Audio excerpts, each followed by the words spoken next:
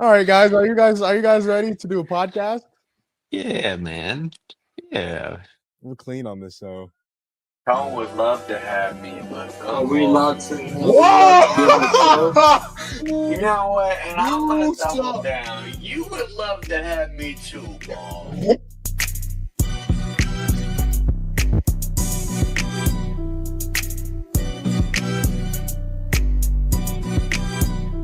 Hey, yo, James, don't call him directly.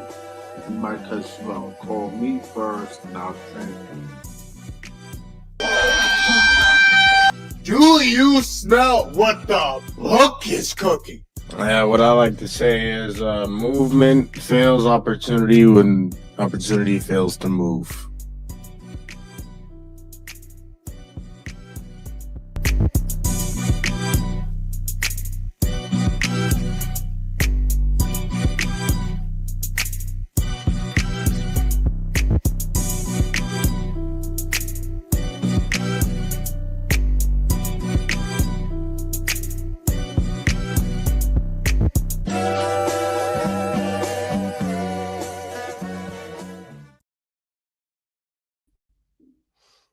Hello.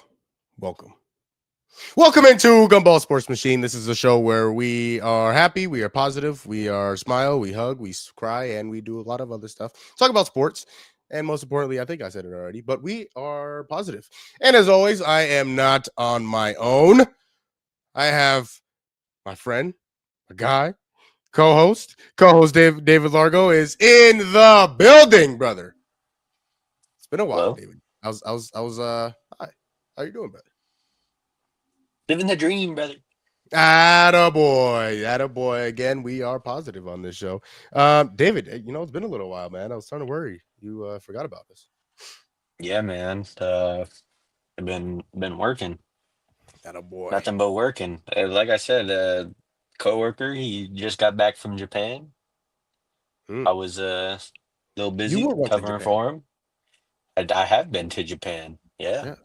Yeah, look at that. My brother also just came back from Japan. Wow. He went to Japan. He went to Japan for the wrong reasons, though. That's nasty, man. Nasty, man.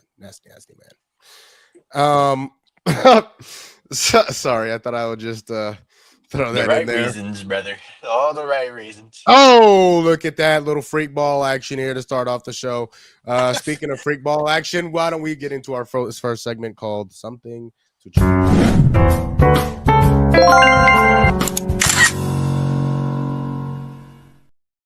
Thing to chew on, the segment that starts our show, in which we go over the top sports stories of the recent memory, and that being 1 or 2 days or however long it's been since we've done a show. So today, the first topic in Something to Chew On: the New York Knicks are looking for a new head coach after firing Tom Thibodeau, the guy that got him to the Eastern Conference Finals and the guy that's been coaching them for the past several years.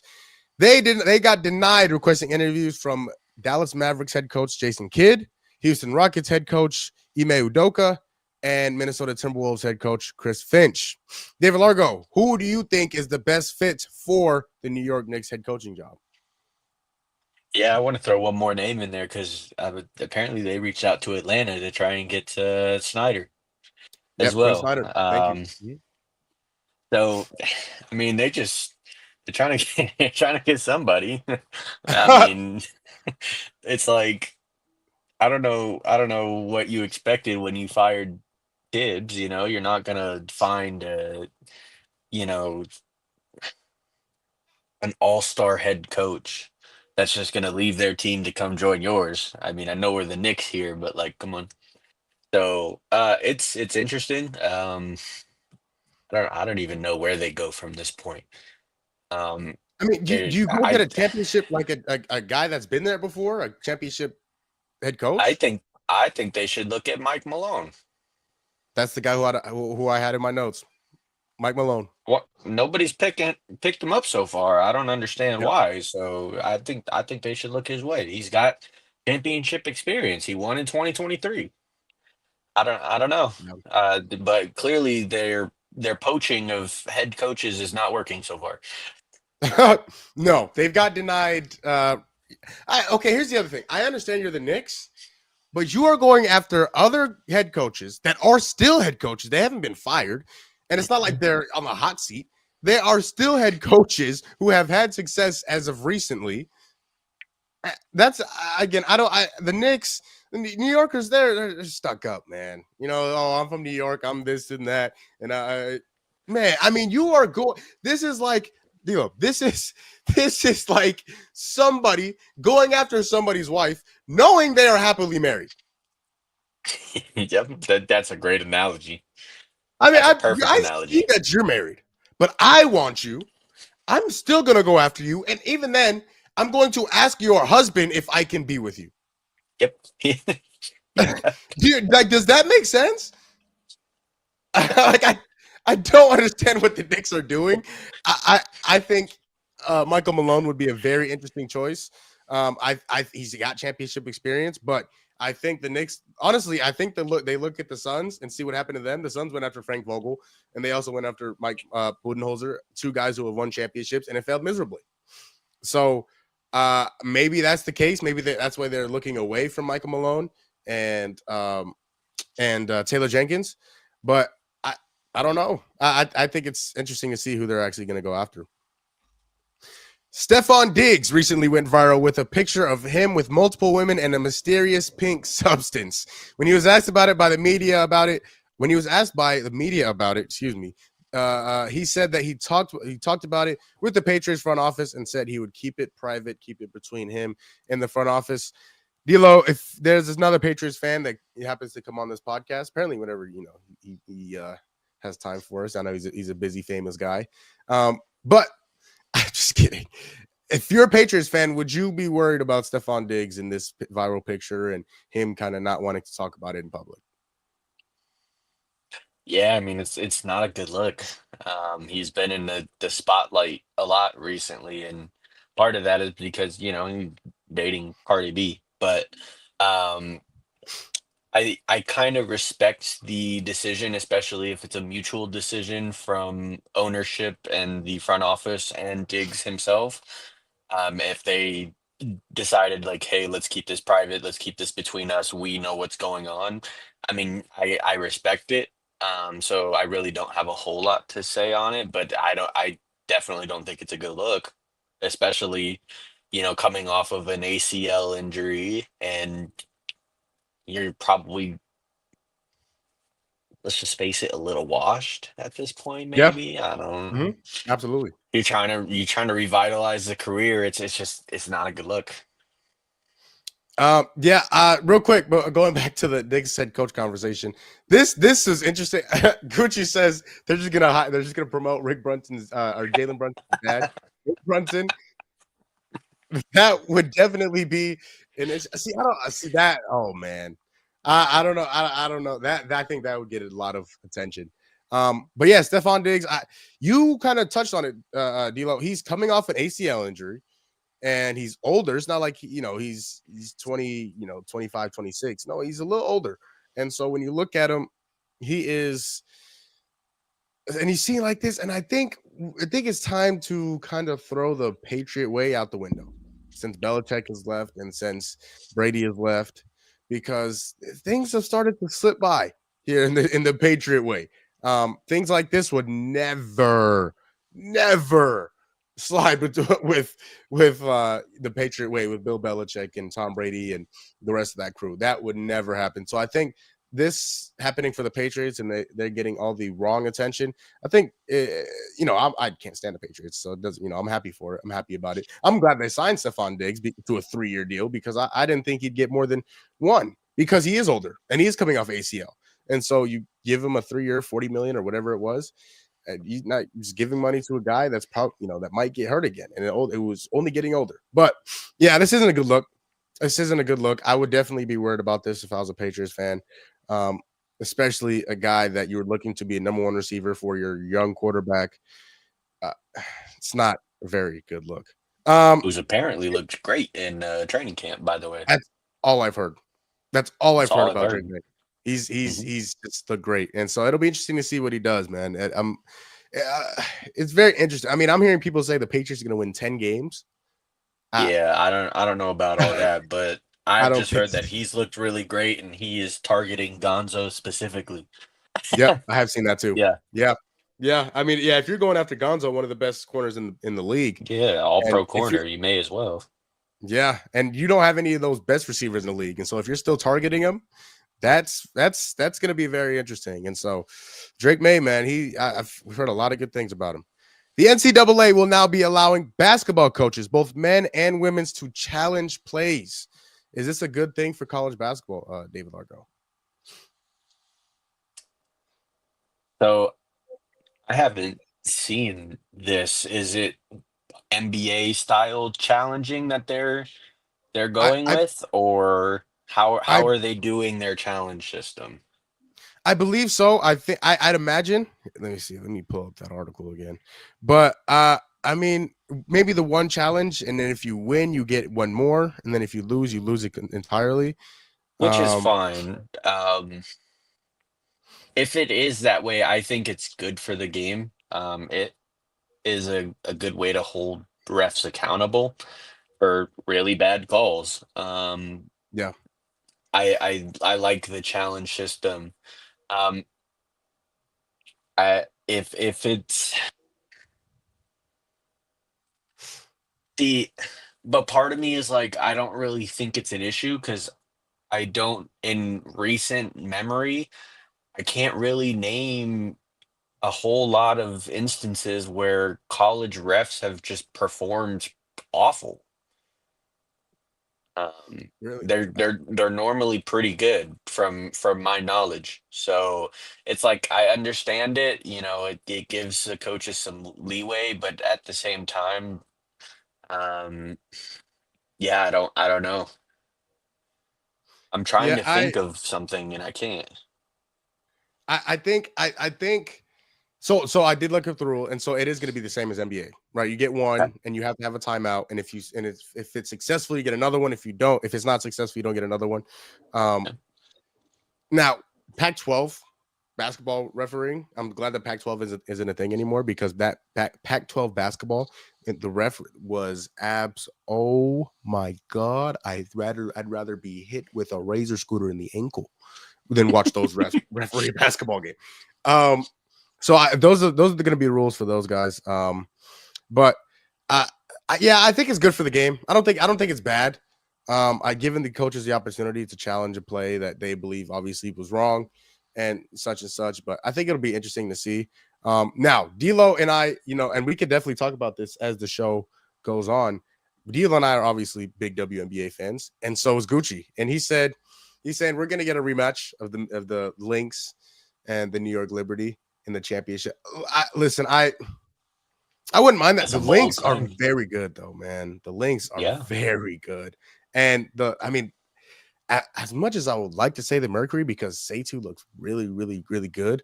Um, Alyssa Thomas came back last night and she was pretty good. She had 10 assists. She was efficient from the field. Obviously, Paige Beckers had her way with the Mercury at 35 on ridiculously efficient shooting. Um, it's gonna be interesting. And he also says how did the Winks draft Paige and then listen, I Paige Beckers is gonna be a problem. She's a Paige problem. Paige Beckers is a problem now, and imagine the problem she's going to be in 2 to 3 years. She is Hmm. ridiculous. So yeah, we'll definitely get into some WNBA talk. Um, let's see something. Oh God, where's my list at? There it is. Fox Sports had listed 3 dark horse candidates for the NFL MVP of 2025. Those 3 candidates are Baker Mayfield. D'Lo, you're gonna like this one. Brock Purdy and Caleb Williams. Now, your dark horse candidate, D'Lo, would you choose one of those guys, or would you throw somebody else into that conversation? Yeah, I'm gonna throw somebody else into the conversation, and I'm kind of sick that all of their dark horse candidates are strictly quarterbacks. Yeah, I feel like if you're throwing dark horse quarter or MVP, they should be someone who probably won't win the award because the MVP is really a quarterback award now, yeah, instead of an actual dark horse. Um, I'm gonna say Justin Jefferson. From what I've heard, JJ McCarthy has had his ups and downs in Minnesota um, training camps, but I think that he has a phenomenal year this year. I think he is right there with Jamar Chase in another triple crown type season. Um, that's who I'm going to go with. That I like that dark horse pick a lot. D-Lo. I thought you were gonna go with Saquon, but I don't know if he's a dark horse because I wouldn't consider, he was in that yeah, conversation last year, right? Like, he he was. uh, usually it's biased, right? Usually it's biased. I realistically now again dark horse meaning not one of the guys most favored to win the award. Mhm. I'm going to throw Kyler Murray into that. I'm going to throw Kyler Murray into that conversation. Here's why. This is a prove it year for Kyler Murray. This is Mhm. absolutely a prove it year. If he is not good, he will not be a Cardinal next year. I can almost guarantee you that. And so when you look at the guys that are getting better, you look at Marvin Harrison Jr., who we're going to talk about in a little while. He looks like the Black Hulk. He looks like he has just eaten the weights. When you look at Trey McBride, one of the best tight ends in the league, he's only getting better. Mhm. And you look at Michael Wilson, who's also getting better, who needs to be more consistent, but who's also getting better. Greg Dort, this guy has weapons. The offensive line is getting better. So this is a prove it year for the Cardinals. And it's not like they have the toughest schedule in the world. I think their schedule is like top 5 easiest. So you're gonna have to go out and you're going to have to perform. And so Kyler Murray, I think if he plays well enough and he wins enough games, he can absolutely be in that dark horse MVP conversation. Lastly, D-Lo, you mentioned this before the show. I thought this was funny. DeMarcus Cousins got thrown out. Was it completely kicked out of the league? Yeah, no, he's gone. Yeah. He so whatever overseas league he was playing in, he got kicked out for an altercation with the fan. Now I saw the headline. I didn't exactly read too much into it. D-Lo, you know a little bit more about this than I do. What happened with DeMarcus Cousins? Well, I mean, as the title suggests, that he got into a brawl with a fan. And there were several obsceneries that I'm not sure that I can confidently say on the show. But let's just say he rubbed his hand somewhere it shouldn't have been and told the man to sniff it. And I'll leave it at that. On top of, other just violence and provocative words and gestures, right? Mhm. And that wasn't all, because as he was, he was obviously ejected from the game. There were stuff in the hallway on the way back. Apparently, fans were throwing liquor at him, and he was Goodness altercating gracious. with those fans, right? So it was just a whole thing. He's been suspended. His contract was terminated, so he's done for the year, probably for the rest of his entire life in this league. Um, yeah, I mean, but it's nothing new for DeMarcus Cousins. He's Yeah, always been someone who gets in altercations, a crash out. some of which are his fault, some of which are not, and but he's got They to tend to find out. he's the player. He's got to keep his cool. So Yeah, Gucci agrees. He said Cousins did too much, but I think that's the story of DeMarcus Cousins' life is doing that. that's the story of his career. And he also mentioned Cloud9 and referenced, I think, to Natasha Cloud. I love Natasha Cloud. Natasha Yep. Cloud is one of my favorite players. And the Mercury should not have traded her. No, not at all. No, but we're gonna see how they do without her. And so they're not too bad. They're 7-4 so far. So we'll talk a little bit about the W here in a little bit. But we got to get to that game tonight. That game last night, David Largo. Game 3 of the NBA Finals in Indiana.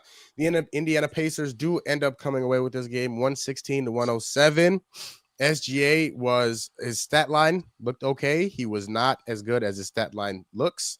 He did have 6 turnovers, which was a playoff career high. 24 points. J-Dub led the Thunder with 26 points. Chet Holmgren followed that up with 20 points. Man, but the Pacers, I mean, you talk about Siakam, their 2 stars played well. 21 points from Siakam, 22 from Hailburton. He also had 11 assists and 9 boards to follow up with that. 4 turnovers, which is kind of a lot for him, but I'm sure he's gonna make up for that. Ben Mathurin, 27 points off the bench. He was, in my opinion, the best player on the floor last night, David Largo. He was fantastic and the big reason why they actually won that basketball game. But what were your takeaways from the game, D'Lo? What would you see that helped the Pacers win? Yeah, there was just a lot of unforced errors on Oklahoma. I think this is one of the few times in this playoff run where they've turned the ball over more than the other team, and that doesn't happen very often for Oklahoma City. And so it's a shocker. Obviously, Tyrese Halliburton is known for taking care of the ball, so it's not a huge shock for anyone that knows Indiana, and they don't commit that many turnovers. But I saw the statistic of Oklahoma City's 17 turnovers, 13 of them were steals, not just, Man, violations or anything. They were steals, and that led to fast break points. You're not going to win the game like that, and obviously you mentioned it. The bench was just it proved to be too much. yeah, Um, they got outscored by a large margin from the bench. And obviously Benedict Mathurin was the culprit to it, but there were other guys. TJ McConnell in the minutes that he had was great. Um, Obi Toppin at the end of the game was great. yeah. So, I mean, they have these guys that the stat sheet doesn't show the impact that they had in game 3. They were phenomenal. So I think those two are the main culprit, alongside just SGA not having a very good game. Obviously, when you look at the box score, 9 for 20, that's almost 50%. Um, Obviously, the 6 turnovers are concerned, but when you look at the rest of it, it doesn't really show that he didn't play great in game 3. So he has to be the best player on the floor if OKC wants to win. Um, and I still have them winning. I have them winning in 7. But they have to be better. Um, and by they I mean SGA. SGA has to be the best player on the floor if they want to win, and he wasn't. Yeah, I absolutely agree. SGA definitely has to be the best player on the floor in order for them to even have a chance in this series. Now, I'm with you. I still have them winning, but I just have them winning in 6 games than I do in 7 compared to your 7. Nice. Yeah, thanks, Dad. Shout out to Pops. great guy there. But to Gucci's point, this was really the story going into this series, D'Lo. I mean, when you look at they're not 2 big market teams. This isn't the Knicks and the Lakers playing, or the Celtics and the Celtics and the Lakers, or some 2 really big markets. These are 2 good basketball teams that deserve to be here, and they're showing you why they deserve to be here. That's the biggest thing. And so when you look at it, and also another great point that Gucci made, these guys are guarding SGA 94 feet. D'Lo. Andrew Nembhard is guarding him 94 feet from where he doesn't even have to have the ball. Wherever number 2 goes in blue, that's where number 2 goes in yellow.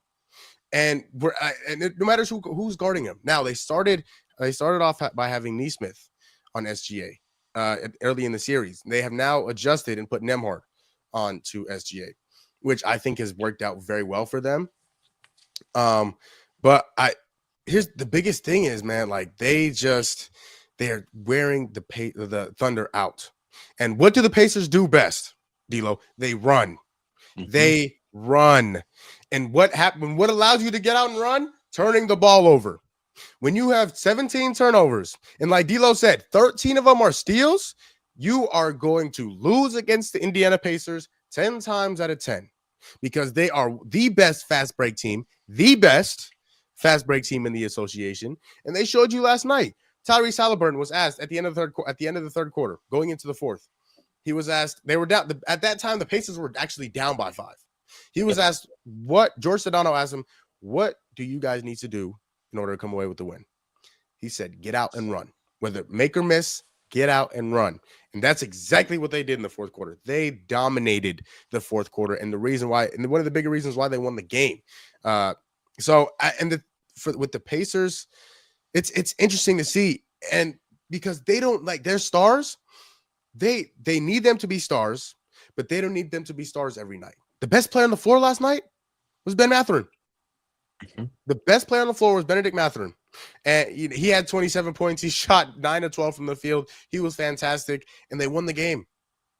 And so that was probably my biggest takeaway from them. I mean, and the bench, of course, you mentioned it, 49-18. 49-18, the Pacers outscored the Thunder bench. That, again, will also lose you a whole lot of basketball games, especially in the playoffs. And so, that was the biggest thing to me, D'Lo, and the bench, the turnovers, and Ben Mathurin. Those three things right there were the biggest things that stood out to me last night. And I'm just gonna say it because they've struggled heavily this entire playoff run. OKC has had times where they can't close out in the fourth quarter. And Yeah. I don't know what the issue is. I think part of it is that SGA is not used to playing in the fourth quarter. I genuinely think that's Yeah. what it is. During this regular season, they were up 25 at the end of 3 quarters, and they didn't play at all in the fourth quarter. And I think you're seeing the effects of it. SGA is gassed at the end of the game. He was gassed, number one. But number two, they just don't have the cohesiveness to get buckets and get stops down the stretch. It's like they don't know how to do it. And I think that's why you've seen they have blown so many fourth quarter leads. They did it multiple times against Denver. You've now seen it twice here in the finals against Indiana. In game one, they blew a fourth quarter lead, and in game three, they blew a fourth quarter lead. So I think that you're seeing a pattern here where SGA and the guys are just not accustomed to playing in the fourth quarter, and it's hurting them because they were so dominant in the regular season that they didn't have any of that going into the playoffs, and they didn't need it in the first round. So, something to keep your eye on. Yeah, you know what, D'Lo? I think that's really interesting because they're playing right now, or in game 3 at least, they played like a team that didn't know how to win down the stretch. And to your point, maybe that's because they didn't have to in the regular season and really most of these playoffs. I mean, they swept Memphis, and none of those games were really close. Now, I think it was game 3. They were down by 30 and came back. And even that game, when they were down by 30, they still came back and won by like 15 points. Like, they haven't had much adversity down the stretch in the fourth quarter. Again, and like you said, they blew a lead to Denver and blew a few leads to Denver. And never really struggled too much against OKC. Against Minnesota. They only won one game, but even then, Minnesota had really blew out that game. So there was no adversity on the stretch. They're playing like a team that doesn't know how to win down the stretch. And to Gucci's point, maybe SGA as well as the rest of the Thunder team are tired because of the pressure the Pacers are putting on them. Because the Pacers, D'Lo, the Pacers might be the most conditioned team in the association. I mean, because based on their style of play, you are getting up and down the court like this. Make or miss, the ball is getting down the court. I mean, it was a layup. I think SGA made a layup, and the first person down there was Pascal Siakam, along with, I think, Chet, who had already started going back. But, like, he was down there before, like, 3 or 4 of the other OKC Thunder. This team might be the most conditioned team in basketball, and they're showing you why. Because that's where they're best. That's where they thrive. Out in transition in open space. And so the other thing that I saw, David, is Miles Turner is showing you why he is one of the best defensive big men in the league. And I might take off that big man title, the best defensive players in the league. D'Lo, when he is guarding Chet Holmgren looks scared. He looks shaky. I mean, I think I didn't see what the stat was, but I think when Chet or when Miles Turner guarded Chet Holmgren, or he was the primary defender, I think it was 1 of 8. Something crazy like that. Like and I think a lot of those were threes because he went 0 for 6 from 3 last night. One of them, Miles Turner happened to block. And so Miles Turner is having a huge impact on the series. Not even scoring the basketball. He is shooting awfully in the series. But when you talk about on defense and the little things he's doing, he has been very good in this series. And so again, with this team, you got to know how to play them. You got to know how to play them, the Indiana Pacers. You got to slow them down. You got to put them in the half court, and you cannot let them get out in transition. You let that happen, they win the basketball game, and they showed you why last night. And I think that's a good point to everyone saying that Chet still isn't ready. When he is being run off the 3-point line and he's not there for an open, layup or put back or something like that, he Yeah. doesn't really have a game outside of that. That's why you see this massive difference between Chet and Wemby, right? Everyone was talking about it rookie year. Wemby has that in between game. He has that post game, and he's able to get to his spots on the floor, Yeah. and he can still shoot the 3 ball along with it. That's the main difference I see between the two, is that Chet doesn't have that in between game. He doesn't have a way to put you in the post and get to a spot and, you know, make you back up, right? So that you can shoot the 3 ball more effectively. That's what Wemby does. And I think Chet needs to develop that part of his game if he wants to have success.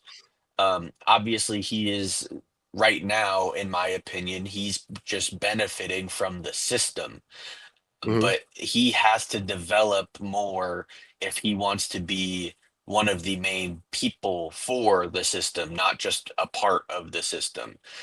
I honestly think that the future of the Thunder is SGA and Chet. I think those are the two that have the potential to carry them to multiple championships. As much as I like J-Dub, but Chet, if he opens his game offensively, there's not a whole lot that players are going to be able to do.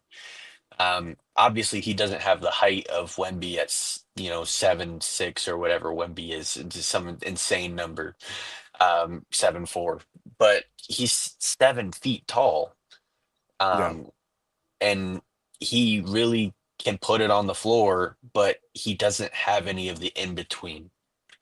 And I think that's why Miles Turner is giving him a lot of problems. Yeah, and one of the cases is, to Gucci's point, that they're playing more like teams are playing more small ball, and so they're getting out and running. And so with Chet, D'Lo, he has to put on more weight. It's not even, he has to put on more weight. When you go against the better defensive big men in the league, when you go against the Miles Turners and the Rudy Goberts and the Joel Embiids when he's healthy, like, and the Mitchell Robinsons, he's going to have to put on more weight. It's not even a negotiable anymore. He has to put on more weight. Because he can't even compete with these guys. He can compete, but like down low, if he was a post up Miles Turner, he wouldn't go anywhere, D'Lo. Nope. He's got to put on more weight. I think that's a non-negotiable this offseason. Whether they win the championship or not, that's a non-negotiable. You see Chet in the post, and you get that DeMarcus Cousin meme with Cat. That's what you get. Yeah, that's it. And Cat is not. He's a bigger dude too. He's a bigger dude. He's not yoked, but he's bigger than Chet Holmgren. And so he's got to put on more weight this offseason. That's a non-negotiable. Okay, I thought this would be an interesting conversation. There was some conversation had in the regular season after he won MVP. I thought it would be interesting now because there's been a lot of great Oklahoma City Thunder players, and now some have gotten close, and one might just do it. D'Lo, I want to ask, if SGA were to win the championship this year for the Oklahoma City Thunder, now he's still young and still has a long way to go, would he be the greatest Oklahoma City Thunder player of all time? Are we talking specifically Oklahoma City? Yes. So no Seattle. We're No not we're Seattle. not counting. Okay. You know what? That's another. First, we'll talk about strictly Oklahoma City, and then we'll talk about the franchise as a whole. But Okay. right now, let's do Oklahoma City. It's hard, dude. Because obviously there's two guys that come to mind. You're Mhm. talking Katie and you're talking Russ, and it's always been a toss up between those two on who the greatest Oklahoma City Thunder was of all time.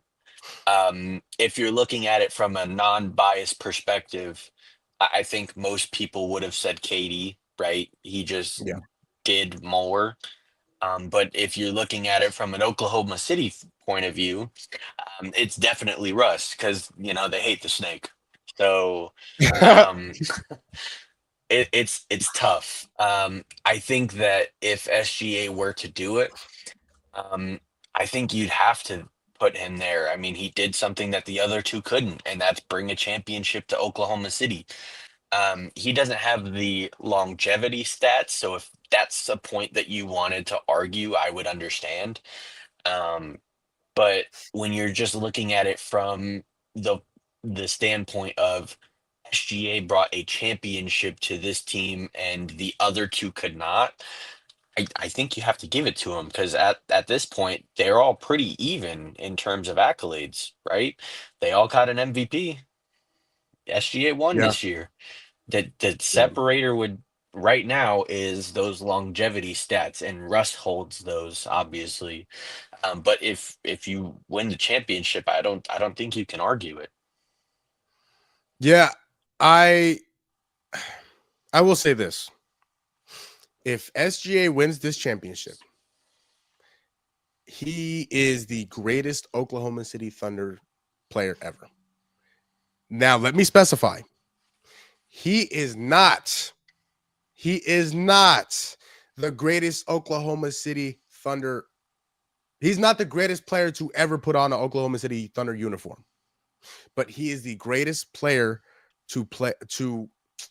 How do I? Yeah, he's not the greatest I player got to I ever got what put you're on a saying. Thunder uniform, but he is the greatest Thunder ever. Yep. That makes sense, right? Yeah. I understand. You gotta dive more in depth. Okay. Now, like Dila said, to elaborate, when you talk about performance on the Oklahoma City Thunder, SGA, if he were to win a championship, he has the MVPs. He's averaged 30 or more points twice already. But when you look at the other guys who have played on the Oklahoma City Thunder, and you talk about Kevin Durant, two-time champion, MVP, one of the greatest players of all time, the most skilled player of all time, in my opinion. Russell Westbrook, an MVP, has the most triple doubles of all time. He SGA has not yet eclipsed those guys, championship or not. Championship or not, he has not yet eclipsed those guys. But when you talk about Oklahoma City Thunder and what you've been able to do in an Oklahoma City Thunder uniform, there would be nobody better than Shea Gilgis Alexander. Simple as that. Because he was able to do in Oklahoma City that Kevin Durant and Russell Westbrook were not, which is bring a championship to Oklahoma City.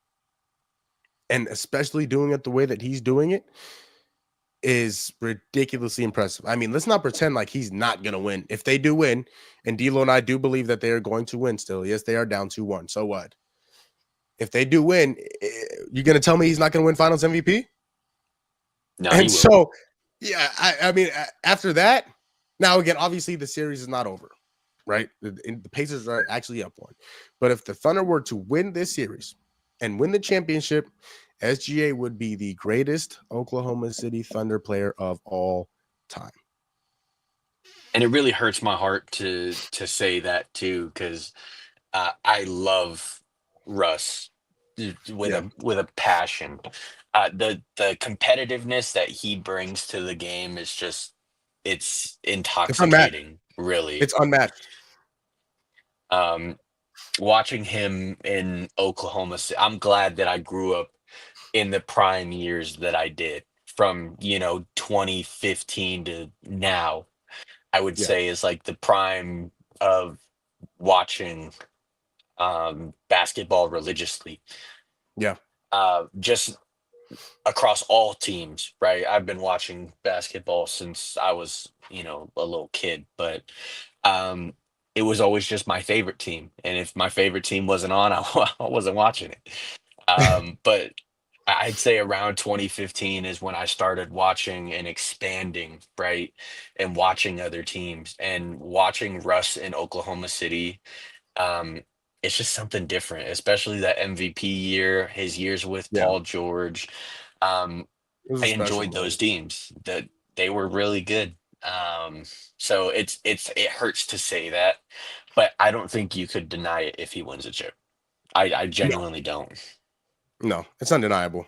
I mean, what he's been able to do, and I mean, especially D'Lo in a short period of time. He's been a Oklahoma City Thunder for. Well, I guess he's been on the team for a minute. It was since I've 2019. 2020. I thought he was Oh drafted 2019. no, because he was drafted in 20. His first season on the Thunder, I think, was 2019 because they trade. He was in that Paul George trade, and that trade was 2018, right? No, that was 2019. I want to say I'm curious because to see now. it. What was the year? No, because KD had to have been healthy. Maybe it was 2018. Because I remember he was in that series, that first round series, where In the bubble. him hit no, with the Clippers. He was with the Clippers, and they were the 8 seed, and it was him, Lou Will, Dang, and who a else was on bunch that of team? those other guys. Nicholas Batum. Montez. So his first Yeah, season in Oklahoma City was 2019, 2020. Was that yeah, this is the COVID year? Yeah. the bubble year. So So 2018, 2019, was when his they were rookie year. going, yeah, Yeah. and But I mean, but they went up against that Warriors oh, team, and they put up a good fight that year. oh yeah. Oh yeah. I mean, it's and I think to do in such a small period of time. Yes, he's like 6 years. I mean, how long did Kevin Durant play in Oklahoma City? Actually, now that I think about it, KD was there longer. Well, he started off in Seattle though, that's and right. That's that right. was 07 is when he was drafted. Yep. Oh seven, Oh oh oh eight, and yeah, six, yeah. he was in Oklahoma City for 1, 2, 3, 4, 5, So up 6, until 2016. So that's 8, nine, 8, 8, 8. Yeah. 8 seasons. So Not 9 seasons with the organization, but 8 in Oklahoma City. and then Russ obviously has been there his entire Oh yeah. since he was drafted. That was what 2009, maybe 10, Oh, oh 08, oh 09. 08. Yeah, so 08, he's oh been 09, there a yeah. long time too. Yeah, he was there for 10 years. He was there for 10 And years. that so yeah, it hurts my heart to say it, but man, it's undeniable. In Yeah. six I years, mean, if he's able to win a chip and bring it to Oklahoma City, something that KD couldn't do in 8 and Russ couldn't do in 10. it's really hard to argue. To your point. Like like I said, I don't believe he is the greatest player to ever put on a Thunder uniform, but he's the greatest Oklahoma City Thunder of all time. And if he wins a championship, now if he loses this year, I think that still belongs to Kevin Durant. But if he wins this year, I think SGA. Oh yeah, yeah. Oh, I put Kevin Durant. Yeah, yeah. Oh No, yeah. no. I have to give it to Russ. I'm sorry. I I mean, have to give it to Russ. either way, it's hard. It's a It's coin hard flip. to. Oh yeah, exactly. Like today it could be Kevin Durant. 2 weeks from now, it could be Russell Westbrook. Like that's how good those guys were for Oklahoma City. Especially that they drafted both of them. Yep. They Let's move also to the other drafted side. Harden. They They also drafted drafted Harden, too. Harden, and they blew it up because they wanted to keep Kendrick Perkins. Imagine. Oh, Kendrick Perkins, that guy infuriates me. The other side. Let's go to the other side of the NBA Finals, D'Lo. Tyrese Hailburton. Obviously, the big story is that of anonymous NBA player poll, he was the most overrated player in the NBA. After this finals run, and obviously last year what he was able to do in the Eastern Conference Finals, D'Lo, do you believe Tyrese Hailburton is the most overrated player in the NBA? And if you don't, who takes that spot as the most overrated player in the league? I mean, yeah, I didn't even believe the poll when it came out. I thought it was an NBA Centel moment. I genuinely thought it was. Tyrese Halliburton as the most overrated player. Um, I understand if you wanted to call him overrated. Sure, maybe he was. I wouldn't agree. But if you thought that, I wasn't going to, hate on you for it. But the most overrated player in the league is blasphemous to me. Yeah. Um, Especially when I think that there are other guys that should have been there ahead of him. The I hate to rag on him because I do it so often because I really just don't. His all of his depoys are fake. But Rudy Gobert for me is the most overrated player in the league. I don't get the appeal with Rudy Gobert.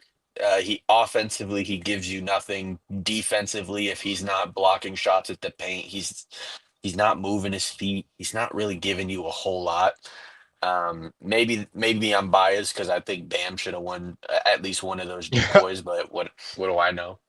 Um, Another guy there. Well, I guess this kind of ties in two guys. Not that I necessarily think that they're overrated in terms of them as a player, but what they do for their team, I think, is definitely overrated because a lot of it is just empty stats.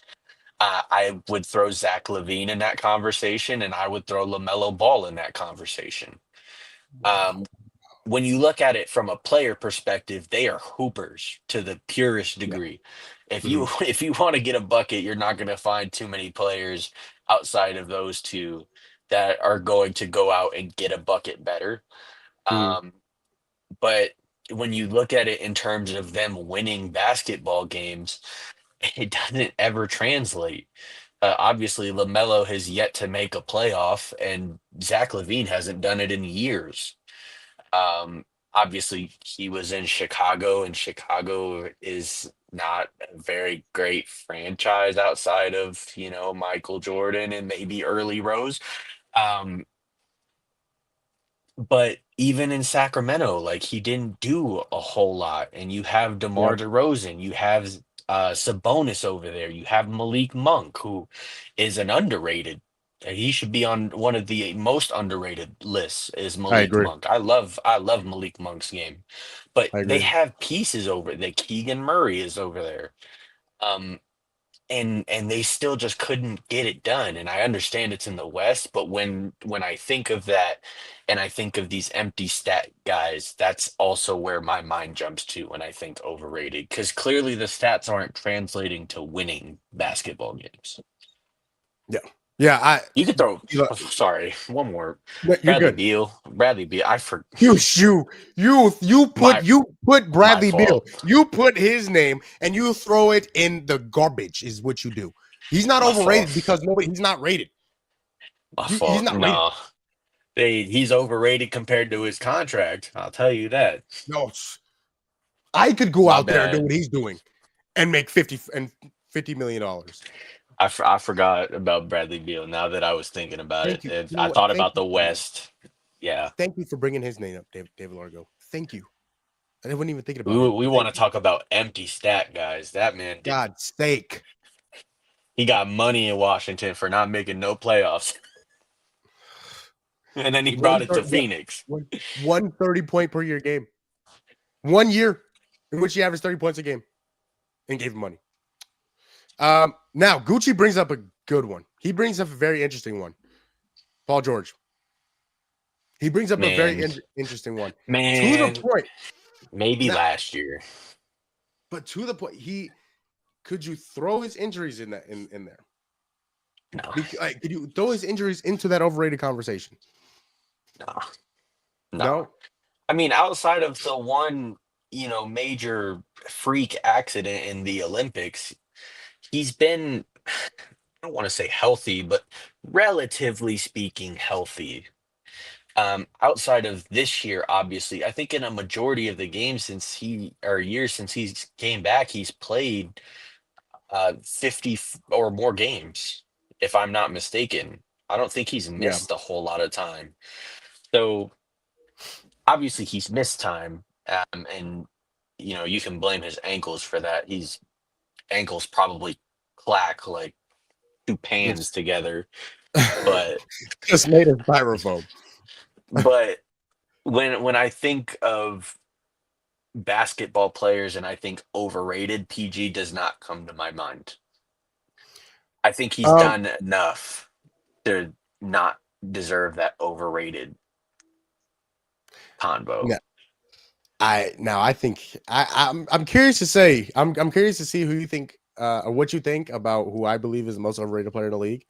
But when you look at Tyrese Halliburton, you do not say or think overrated.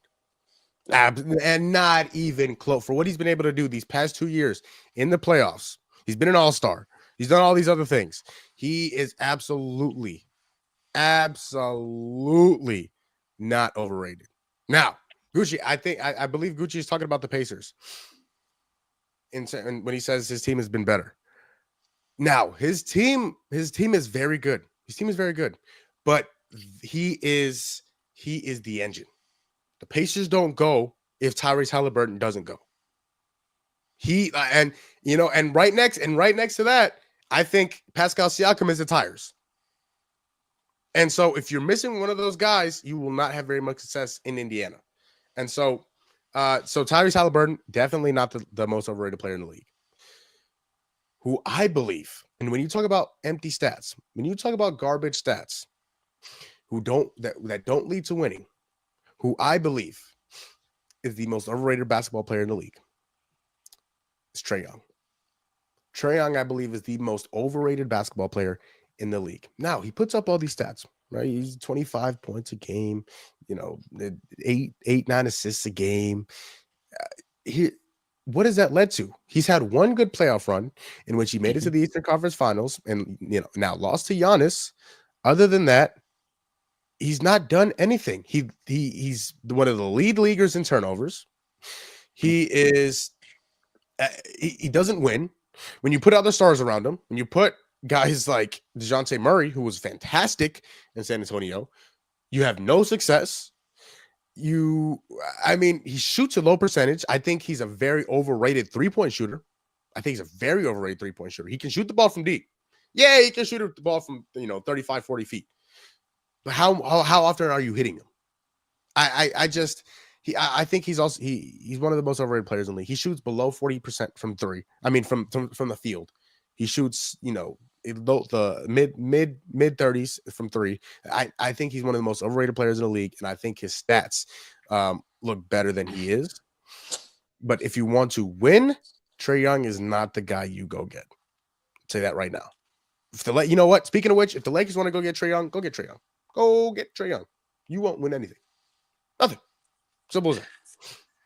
I think that it's also part of the system that Trae Young is in. I think that if he were to go to a team that has another star where he's not the main star and he can actually focus on facilitating, like where I think that he's best at, I think he's one of the best facilitators in the league. Obviously, the turnovers are a big thing, but I think that's just because he's handling the ball all the time. If you put him next to another scoring star, I think he has the chance to shine, but obviously we haven't seen it. Um, but I think that's why everyone is so intrigued about these rumors of Orlando going out into the trade market and finding a point guard. Obviously, I've heard LaMelo on that list. Trae Young is also on that list. They need Yeah. a ball handler. And I think if you put him next to Paulo and Franz, who are two very good scorers, um, I think he could flourish. So obviously, I understand your point now. I don't think he could be in number one. His stats do not show it at all. Too many Yeah. turnovers, not high enough Man. field goal percentage. But if you were to take that away and you were to let him facilitate and he could keep the turnovers to a minimum, I think he could be in a conversation of one of the best facilitators in the league, like Tyrese Halliburton is, like Chris Paul is, right? I think he can be that. But I see the overrated status.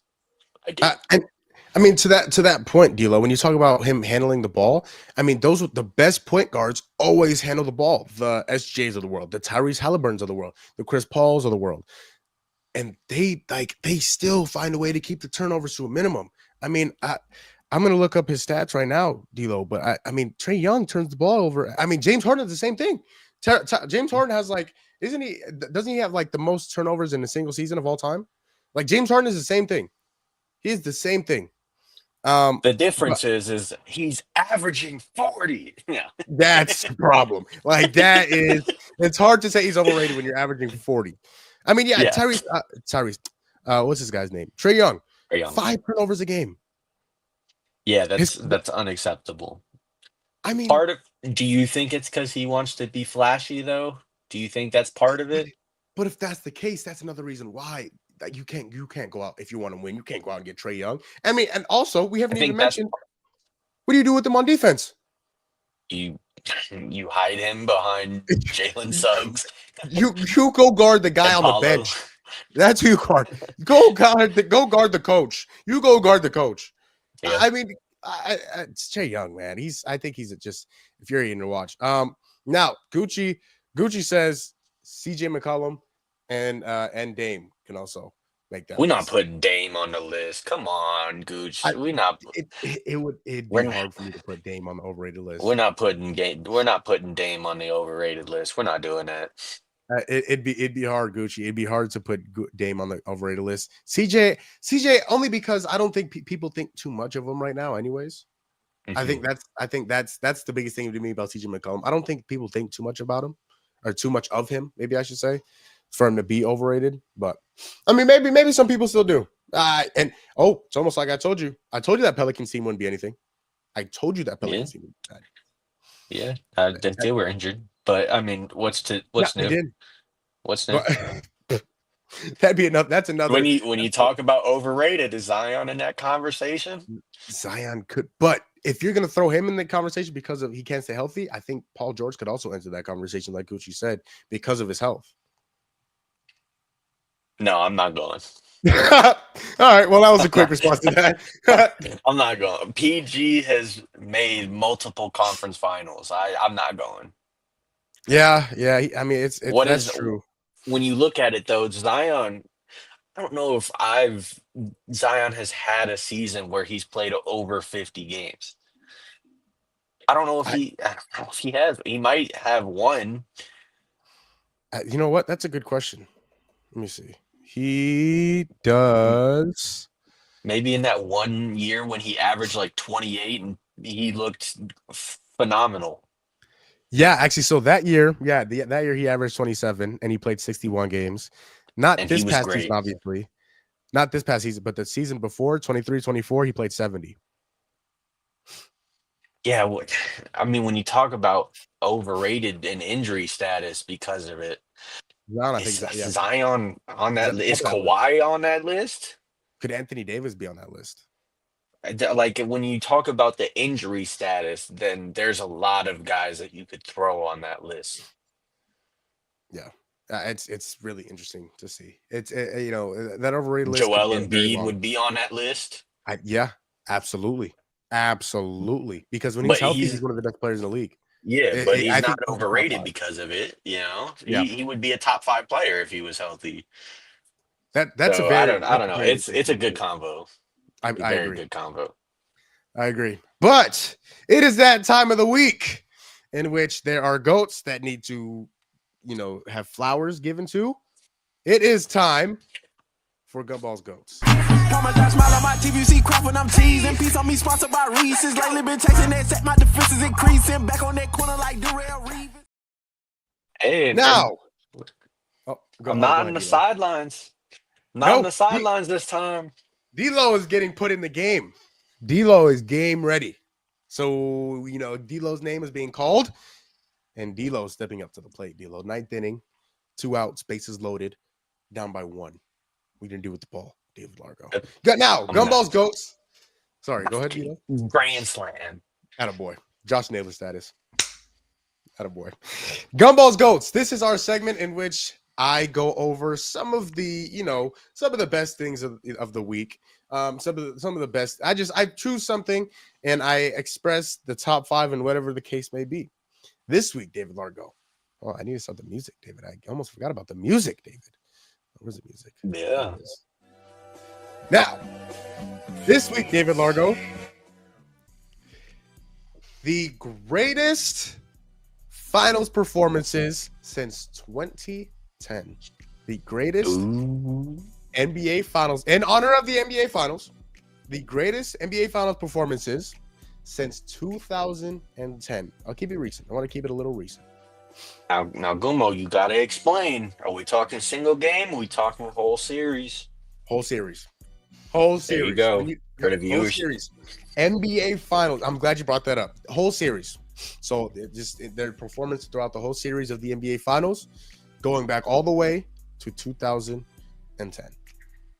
The 15 years worth of, finals performances. Let's see if he's got it on a countdown. No honorable mention this week, so we'll get straight into it. Number 5. Number 5. They like to say cinco in some other languages. Number 5. 2023 Nikola Jokic, the best player in the league, and the real MVP should have been in 24 or 25.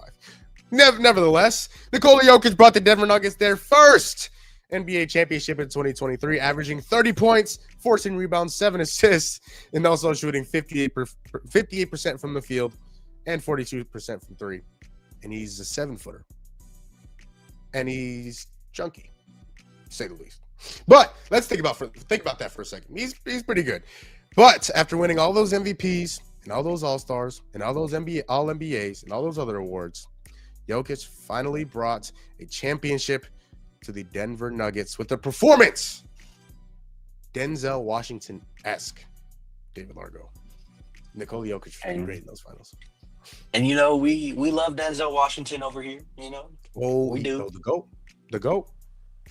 I agree. I didn't want to say it in case anyone would get offended, but I agree. David Largo, you were already. You've always been invited, but now you are officially solidified your invitation to the cookout. Cookout certified. Number 4.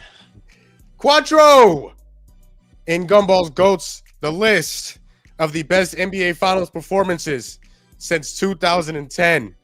Number 4, the Claw, Kawhi Leonard. Kawhi Leonard went into Toronto and played one season. One season. That's all he played in Toronto. And all he did was, win a championship. And in that finals, he averaged 28 points, 10 rebounds, 4 assists, 2 steals, and a block. Also, did I mention he played one single season in Toronto? Okay, I wasn't sure if I mentioned that. For the Raptors to be in contention almost every season, you had the Raptors with the Kyle Lowrys of the world and DeMar DeRozans of the world, and they just can never get over that hump. Now, maybe it was because of LeBron, but whatever. Nevertheless, the Claw came into Toronto and in one season delivered a championship by him, not by himself, but in it, and it was impressive in itself. He did have some help, but he was. I was gonna say the team was good. Pascal, he's on the Pacers right now. Fred VanVleet, he was really good. Yeah, Kyle Lowry, OG Anunoby. Yep. Marc Gasol was on that squad. Marc Gasol was on that team. Yeah, that was. But I mean, I think that's insane. He literally got traded there, won a championship, and took off. I agree. That's crazy. We'll keep the list moving on to numero Trace. Trace. Trace is one of the numbers in this gentleman's full number, if that makes sense. I hope it does. Stephen Curry in 2022 against the Boston Celtics. I know Tone would have liked this one a lot. In 2022, the chef, Steph Curry, put on an Oscar-worthy performance against the Boston Celtics. In the 2022 NBA Finals, he averaged 31 points, 6 rebounds, 5 assists, 2 steals, and also shot 43% from 3. The greatest three-point shooter of all time. And if you disagree, then I don't ever want to have a conversation with you. because that's not worth my time if you disagree. But to bring the Warriors their 4th championship in a matter of 7 years, and of course Steph winning his first Finals MVP in the process of beating the green Boston Celtics. You know, D'Lo, I thought you'd like this one a lot, you being the Steph Curry fan that you are. Sure. I mean, if you want to call me that, sure. Okay. Well, you know, you mentioned Steph Curry just a few times on this podcast, so I have, but that's because of the blatant disrespect coming from you two. See what I did there? Oh, attaboy. Numero dos. All right, this is where the smile goes away. Yeah, whatever. Yeah, whatever. He was good. I don't care. He was good. On to the next. No, as much as it hurt my heart and as much as I cried and was sad and it was in pain, Giannis Antetokounmpo had one of the best, not just of the 2010s, but one of the best NBA Finals performances of all time. He averaged 35 points, 13 rebounds, 5 assists, a block, and a steal for the Milwaukee Bucks in the 2021 Finals against my Phoenix Suns. He made some of the biggest plays in game-sealing dunks, game-saving blocks, and of course, scoring 50 points in a closeout Game 6 at home to seal a championship for the Milwaukee Bucks in 2021. Oh, David Largo, I am now in pain. I don't want to smile anymore. Can we stop the show? Can we just end the show? Is that possible? I know that hurt your soul saying that, but it takes a lot of pride to admit that. So, you know, but you know what, Gumo? There's always one more. Who's that number one?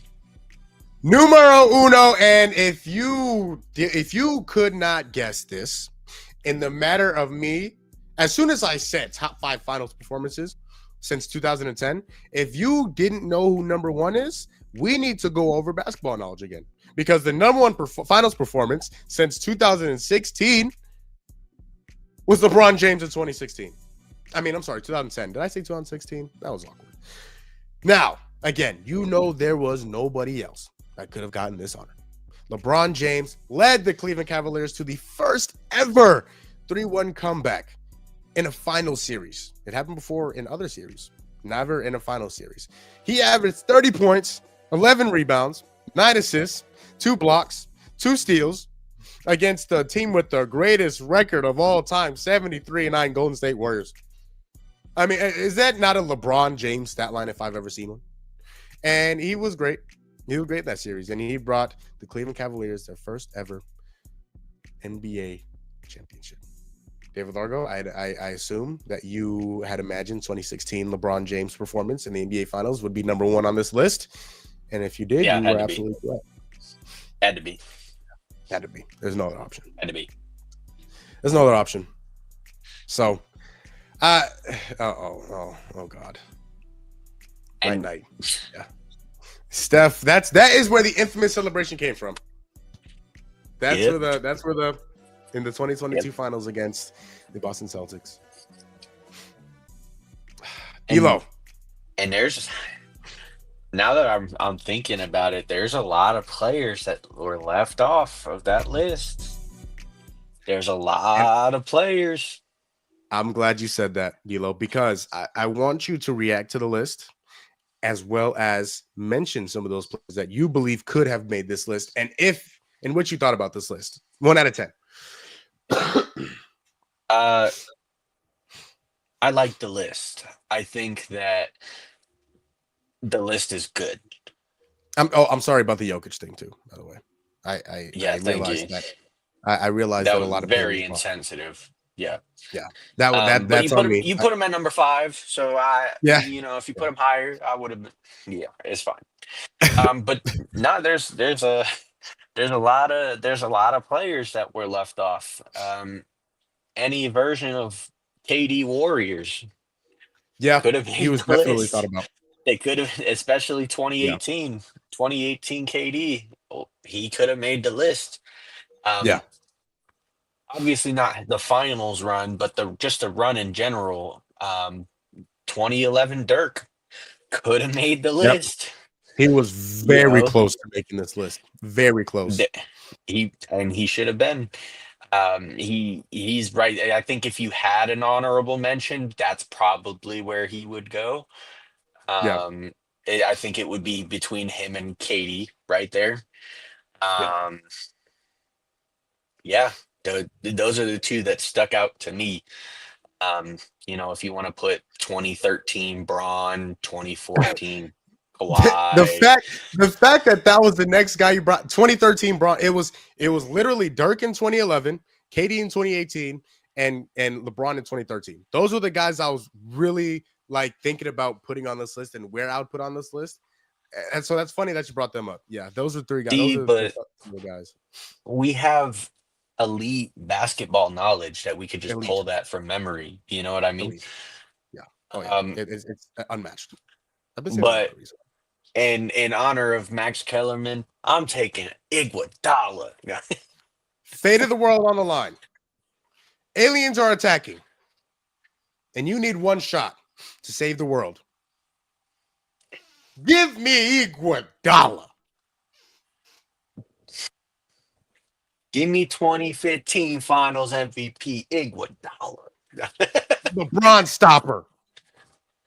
That held him to 30 points. Had him a 30-point triple-double. Oh man. We don't Max tolerate Kellerman. Andre Iguodala slander. All right, we're big fans. We're big fans. We're just saying.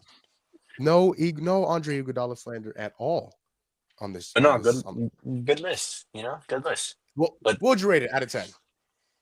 I would probably give it. I would probably give it a 10 out of 10. I don't know if I would put any of the three that I had over any of those guys. If I'm being real, I don't think so. See, David Largo, you are a real one. Those other two guys, to hell with them. I think 2018 KD is probably the closest, but I mean that series ended in a sweep. And that was the thing. And so the biggest reason about I didn't put him in here is because of the competition. Because of the competition. LeBron These other guys, and nobody else. Listen, I'll keep it a bean. I'll keep it a bean. There was very little to no competition other than LeBron in that series. Now 2017 maybe a little bit because Kyrie was still on that team. Kyrie was there. Yep. Yeah, but 2018, not as much. What are you talking? George Hill, Yeah, George Hill who missed a free throw. Tristan Thompson. Yeah, Tristan. God, can you believe that guy's still in the league? No. He's still in the league. Henny Smith. Man. Imagine, remember You when? know what I remember mean? Remember when that Cavs team had like D Wade and LeBron, Derrick LeBron Rose. and Derrick Rose. That team was in Isaiah Thomas. That team was disgusting. My That God, team who was else on that? disgusting. Kyle Korver on that team? Yeah, Kyle Korver was in that finals team. Yeah, Man, Kevin Love. yeah. That team was disgusting. Not in a good way either. No, Not a good that- yeah. disgusting. A very Ew, bad disgusting. disgusting. Like gross. Yeah. Yeah, God. I couldn't agree more. Man, basketball. Gotta love it. All right, D'Lo. We're talking a lot of basketball. Let's get to the blood sport. Let's bloody up the knuckles a little bit. Put on NHL. boy. Yep. The National Hockey League. Now, the Stanley Cup is going on, D'Lo, between the Edmonton Oilers and the Florida Panthers. And those Florida Panthers back at it again. Matthew Tkachuk, that's a bad boy. That's a bad boy, David Largo. No, I feel like you were getting to football. Yeah, the blood sport, bloody the knuckles, put on the helmet, strap up the pin strap, whoever wear those anymore. Snatch a chain and then punch a helmet, get your knuckles bloody. Oh yeah, little keep to leave action, Michael Crabtree action. Oh yeah, Yep, get the bloodies. Put the hand in the dirt, David Largo. We haven't touched about football in a long time. It's been quite a bit. There's a lot of news. There's a lot of stuff going on here, D'Lo, and we're going to talk about a lot of it. And where we're going to start is the Cincinnati Bengals might be the worst organization that the football has ever seen. Might is a strong word. They are is what you're They are. yeah. Oh yeah. They are. Yeah. We'll get there. Cincinnati Bengals rookie Shamar Stewart, the first round pick this year. The first round pick, 16th overall pick. Shamar Stewart does not report to or leaves. I'm sorry, he reported he just left minicamp after the contract dispute. They put some clauses in his contract. I don't think the clauses have actually come out. But they put some clauses in his contract he didn't agree with, he didn't like, and for that reason, he has not signed the contract, and he also left mandatory minicamp as a rookie. And here's the sad thing, D'Lo, you put all your money into three guys offensively. You put Joe Burrow, Jamar Chase, and T. Higgins. You're going to lose your best defensive player in Trey Hendrickson, the guy who has 35 sacks in the last 2 seasons, and then you go out and draft a guy to replace him, and you don't want to pay him. I don't understand what the Cincinnati Bengals are doing. I don't. Kilo, I don't know. What do you think, bro? I don't know. I don't know what's going on over there in Ohio. And it's not just him either. There's another edge over there that they refuse to pay.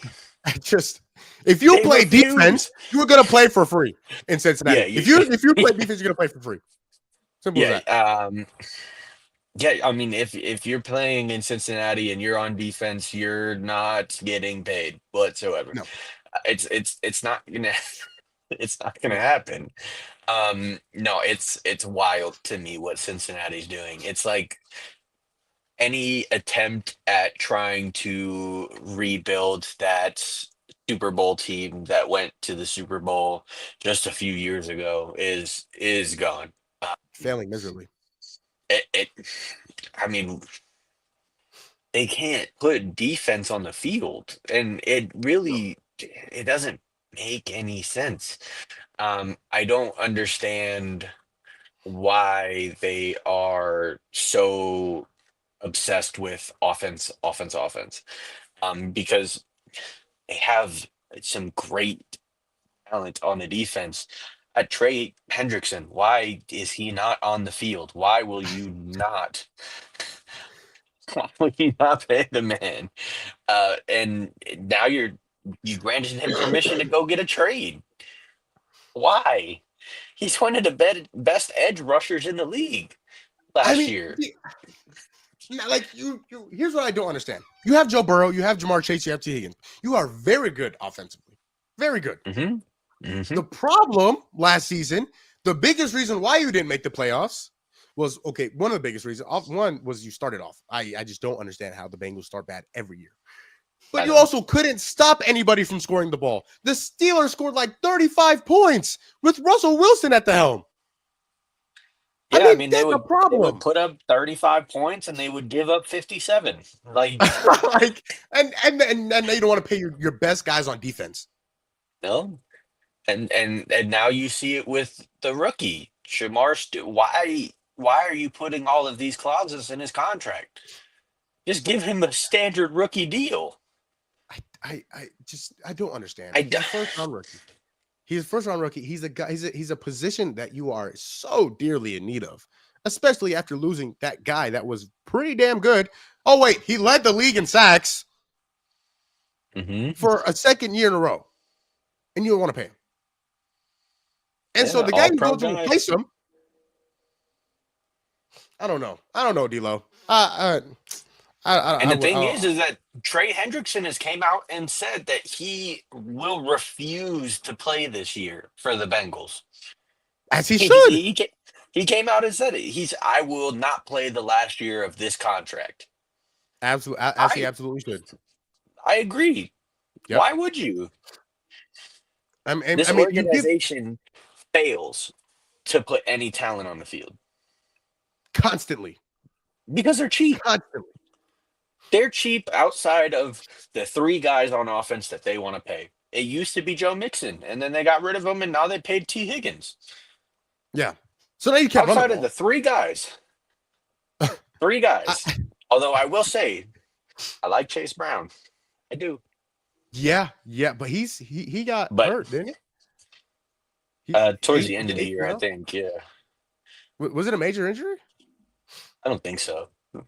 Okay, maybe it wasn't, but Not that I remember, but it's like they have any sort of hope okay, on the defense, and Cincinnati says, I don't like that guy. Let's get him out of here. What do you think? good. We have to pay him, and he doesn't score touchdowns. Get rid of him. It's like if you were going to do this, why would you even draft a defensive player in the first round if you were going to do this? I don't understand, David. I hope this is a wake up call in Cincinnati. I hope Joe Burrow realizes that he has to take over and pull a GM and turn into LeBron and take over the team. Because if he doesn't, they're not getting any talent. No, because again, you play in the same conference, David Largo, as Josh Allen and Lamar Jackson and Patrick Mahomes. What side does Joe Burrow play defense? David, can he go out there and stop Patrick Mahomes from scoring? Nope. Okay, so maybe, just maybe, go get somebody who can possibly stop Lamar Jackson from running all over you and Josh Allen from throwing the ball 70, 80 yards. I don't understand, David. I don't get it. The Cincinnati Bengals are on a speed run to not just be the worst football franchise of all time, but just the worst franchise in the history of sports. Period. They're speed running it. They're getting there. They are. Oh, that is a fast moving escalator, David Largo. Yeah, that's a fast moving escalator they're on. Yeah, they're trying to get to the Charlotte Bobcats. They're trying. Oh, Michael! Hey, MJ might as well go buy the team. He might as well go buy the team. Go buy the team. Just Michael Jordan. Go buy the Cincinnati Bengals. Go buy him. It might be better than what they're doing over there right now. Pathetic. Pay your players. I don't know. Speaking of players not getting paid, Packers cornerback Jair Alexander was released this week, David Largo, which means they were looking for a trade, and now he is free to go anywhere he pleases or anywhere that'll give him a contract. Speaking of anywhere, David, where do you think could be the best fit for Mr. Jair Alexander? Hey, I really hate to say it, because it makes me seem very biased, but the Niners are in need of a Charvarius Ward replacement. Yes, they are. We're still looking for it. Cut it. I see you're a hater. You're a hater. Yeah, I'm just keeping it. Yeah, Diameter Lenore ain't gonna cut it. Hater. I can go route up Diameter Lenore. When you think about it, I don't know if Lenore can be the number one either. Looking at it from an unbiased point of view, I think that the Niners need their Charvarius Ward replacement, and I think that if he can stay healthy, Jair can be that. But these past 2 seasons, I think he's only played 10 games? Yeah, he's been 14. 14. He played 7 and 7. So he's played 14 games of their 30 plus games. Yeah. It's not going to cut it. A lot of time.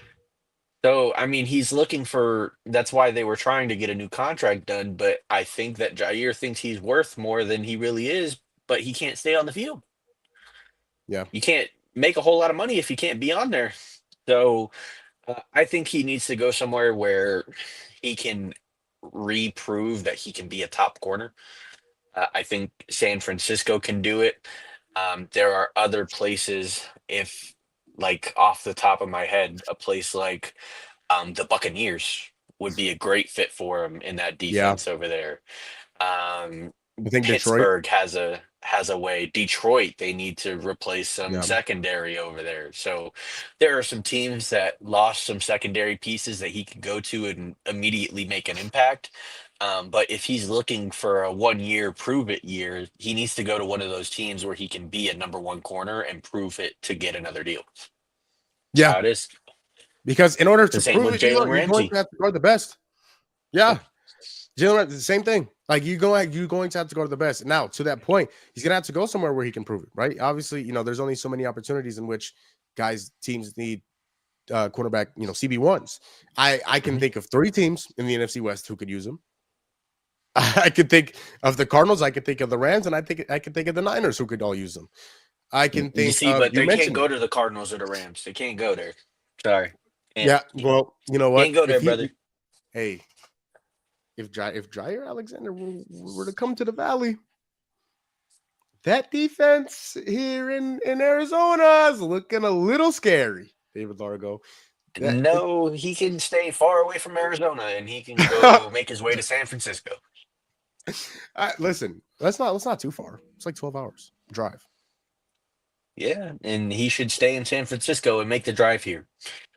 Yeah, I mean, when you look at it, Detroit, we mentioned Detroit, Pittsburgh, they have an up and coming corner, but they have Joey Porter Jr., who was pretty good at times last year. The Saints, but I don't think the Saints are going to be competing for anything. The Buccaneers, you mentioned. I think it's all based on who is willing to pay him what he wants, and if he's willing to meet that team and at which they want to pay him, or they have enough to pay him in terms of the cap. So I think it's very interesting. Jair Alexander, obviously, you mentioned a guy that hasn't been very healthy the past few years, who I think at his best can still be a very good corner, but can also cause some controversy here and there in Jair Alexander. So we'll have to see what happens with Jair. I think he's still a decent corner at least. And so we'll see if he can go, prove himself to be a top 10, maybe top 5 corner in the league, in which he was a few years ago. Let's talk about another corner, David. Sauce Gardner. Sauce Gardner is looking for a new deal, a contract extension. He says that he is hopeful the deal will get done. David, should Sauce Gardner be the highest paid cornerback in the NFL? No. All I got.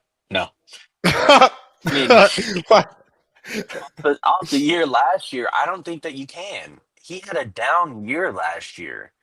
And I mean, if you want to blame it on, the Jets, that's fine, but it's the Jets. What did you really expect? He couldn't play coverage last year. It's like he just didn't know where he was at on the field. And I understand that, he is still a top corner and he's a guy that you can build around in the secondary. I understand that. But to make him the highest paid corner over guys like Patrick Surtain, I don't think that he should be getting paid more than PS2. I don't think so. Derek Stingley is another one of those guys. I don't think he should get paid more than Derek Stingley. I don't think he should get paid more than Gonzo. Right? Yeah. There are certain cornerbacks where and maybe it's just how the league works, and he probably will become the highest paid corner. But if you're not the best corner, I don't think you should be getting paid top corner money. It's the same with the quarterback market.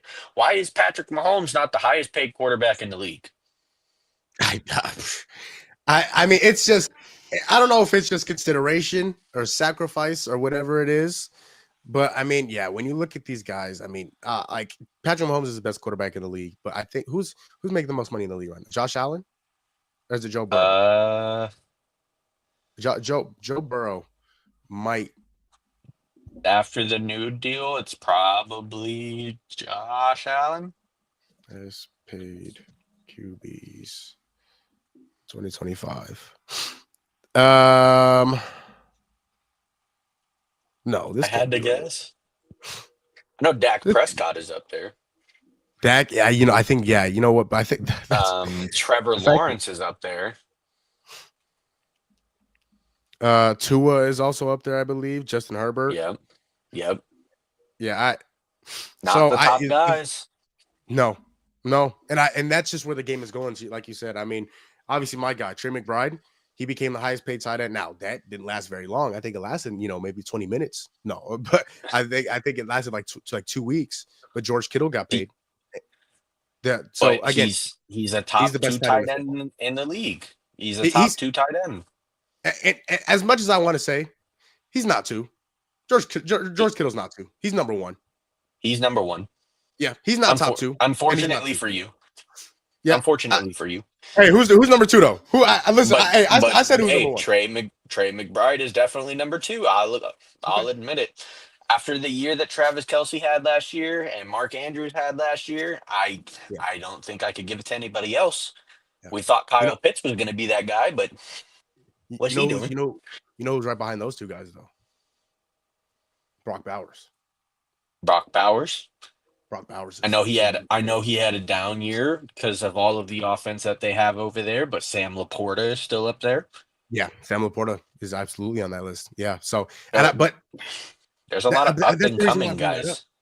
Yeah. Oh, yeah. The younger guys coming up. Yeah. Like you said, the Trey McBrides, the Brock Bowers, the Sam Laportas, those guys are definitely stepping up in the tight end market. But like you mentioned, D'Lo, like the reason why I bring that group up is because even if you're close to being like, they don't want to lose you, so they're going to pay you more than that guy. Yep. And so because of that, I think Sauce Gardner will get paid at like the most money a cornerback has ever been paid. Now, is he the best cornerback in the league? Absolutely not. Is he top 5? I don't think so anymore. Is he Because top 10 though? I think he slides into There, 8, 9, 10. there's an argument. I agree. I mean, when you like, we mentioned a few guys, right? We talked about Pat Surtain, talked Mhm. about Derek Stingley.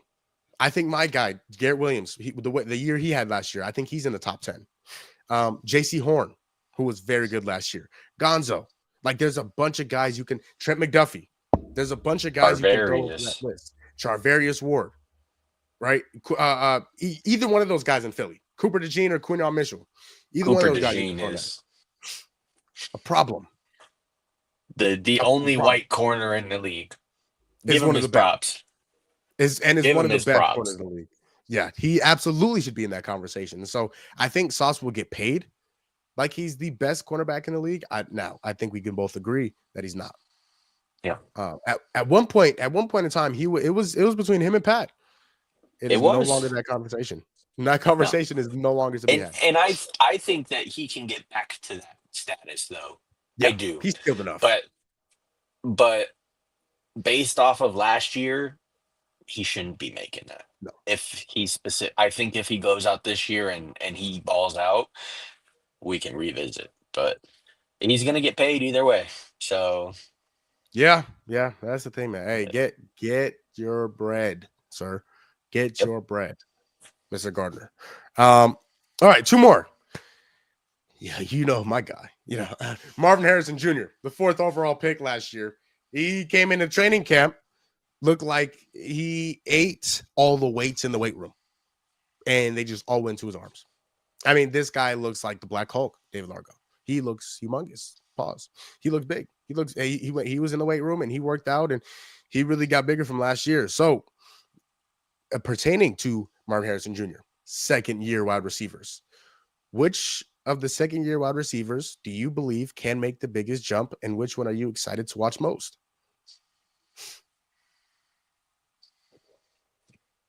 it's interesting because I think all of the main 2nd-year wide receivers will jump this year. Yeah. I think Brian Thomas Jr. will jump by having Travis Hunter on the field. Yep. There's another target now.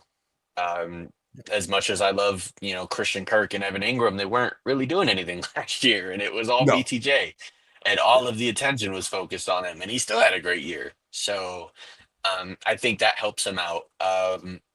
It's not a huge upgrade right now because he's definitely not in his prime anymore, but I think Russell Wilson helps out Malik Neighbors. And I think he will have a good 2nd year.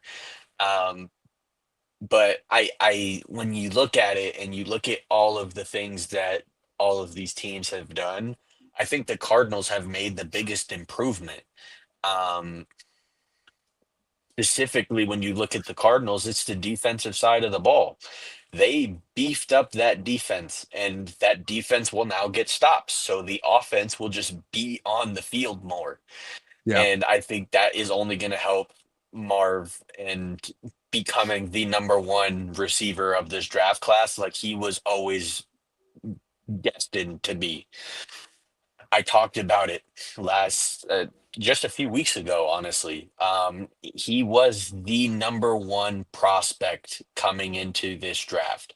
He was hyped as the most ready player day one coming into this draft.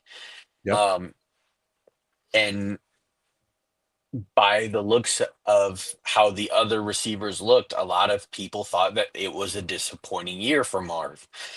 He had a great year. Yeah. He just got overshadowed by the other two guys, mainly Who because had people didn't expect fantastic years. them. Yeah. They didn't think that they would be that good. But this receiver class is just they're very good. And I think with Kyler on the prove it year, they've beefed up that offensive line. The defense is better. The receivers around him are getting more experience. I think that Marv is the one that will have the biggest jump this year. I agree. I think Marvin Harrison Jr. will be the one to have the biggest jump. Some of that is because I just think he can do so much more and will do so much more because of the rookie year he had last year. Came out a little slow, came out of the gates a little slow, picked it up eventually. He had, a few of those games, a few of those 120-yard games, 2 touchdowns, a couple, 85, 95-yard games. But when you talk about jump, I mean, Brian Thomas and Malik Neighbors both had over 1,200 yards last season. And so they were fantastic last year. Now it is possible, obviously possible to get better than that. I just don't know how much better you can get that going from year 1 to year 2, especially with the quarterback situations that they have. Now, Brian Thomas has Trevor Lawrence, who is still a decent quarterback in this league. Now, is he top 10 anymore? No. He's But also on a prove it year. he is also on a prove it year, just like Kyler Murray. To that point, D'Lo. And when you look at Russell Wilson, you give Malik Neighbors a quarterback who is competent, and so you can get him the ball. And Russell Wilson is still one of the best deep throwers in the league. So I think Malik Neighbors and Brian Thomas. But in terms of the biggest jump, D'Lo, I agree with you. I think Marvin Harrison Jr. will take the biggest jump from year 1 to year 2 in terms of the rookie wide receivers or the 2024 rookie wide receivers.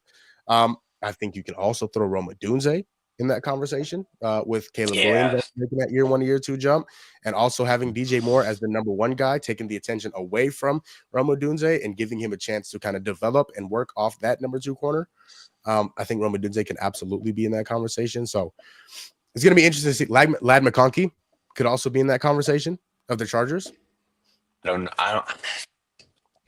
Every year I go into the year being a Chargers believer, and they always let me down. But yeah, I agree. And to your point, I think that the other guys have room to improve, not by their yardage, but by their touchdown numbers. I think that they will have more touchdowns this year, whereas Marv will have more yardage this year. The difference is that I think Marv keeps his touchdown numbers from last year, if not improves on them. I think it being a prove it year for Kyler, they're not just going to give the ball to James Conner every time. They're going to make him prove that he can throw the ball in the end zone. I mean, Trey McBride getting his first touchdown week 17 of last year is unacceptable.